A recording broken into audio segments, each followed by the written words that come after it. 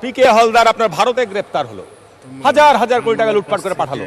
আমাদের মাননীয় যোগাযোগ মন্ত্রী বিবৃতি দিলেন আওয়ামী লীগের কেউ না, তাহলে উনি বিএনপির লোক। ব্যাখ্যা দিতে হবে মাননীয় স্পিকার। সরকারের বাংলাদেশে অবস্থান করে প্রতিষ্ঠান গড়ে বাংলাদেশের বিভিন্ন আর্থিক প্রতিষ্ঠানের লাইসেন্স নিয়ে সে এত কোটি টাকা বিদেশে পাচার করলো, আর ভারতে গিয়ে ধরা পড়লো। আমরা কেন তাকে গ্রেপ্তার করতে পারলাম না? ভারত আমাদের বন্ধু রাষ্ট্র, তাকে এখনো পর্যন্ত কেন আমরা আনতে পারছি না? মাননীয় স্পিকার, আজকে বাংলাদেশে আপনার ই কমার্সের নামে গত বছর ভয়ানক আকারে পত্রপত্রিকা এসছে, হাজার হাজার কোটি টাকা লুটপাট হয়েছে জনগণের টাকা। বাংলাদেশের এই আর্থিক প্রতিষ্ঠানের যে দুর্বলতার কারণে আজকে একজন পুলিশের ইন্সপেক্টর রানা সে আপনার দেশ থেকে পার হয়ে ভারতে আশ্রয় নিল। আজকে তাকে আমরা আনতে পারছি না। ভারতের সাথে বাংলাদেশের এত মৈত্রী সম্পর্ক, এত বন্ধুত্বপূর্ণ সম্পর্ক, এই সমস্ত অন্ততপক্ষে আমরা কানাডা, ইউরোপ, আমেরিকা বাদই দিলাম, ভারত যে সমস্ত ক্রিমিনালদেরকে গ্রেপ্তার করেছে তাদেরকে অবিলম্বে বাংলাদেশে নিয়ে আসতে হবে, জনগণের টাকা ফিরিয়ে আনতে হবে।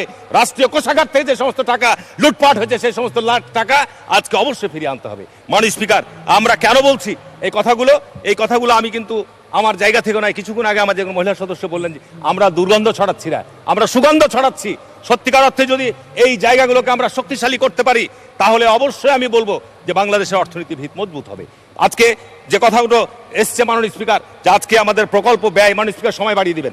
মাননীয় স্পিকার, এখানে যে পরিমাণ অর্থ আজকে আমাদের প্রকল্পের যখন এস্টিমেট তৈরি করছি, আপনার বিদেশি কনসালটেন্ট নিয়োগ দিচ্ছি, ফিজিবিলিটি স্টাডি করা হচ্ছে, তারপরে আমি হাজার কোটি টাকার প্রকল্প তৈরি করলাম, টেন্ডার হলো, কাজ শুরু হতে না হতেই রিভিশন হয়ে গিয়ে সে প্রকল্প বেড়ে হয়ে গেল কয়েক হাজার কোটি টাকা। কেন সেটা হবে মাননীয় স্পিকার? এগুলোই হচ্ছে অনিয়ম, দুর্নীতি।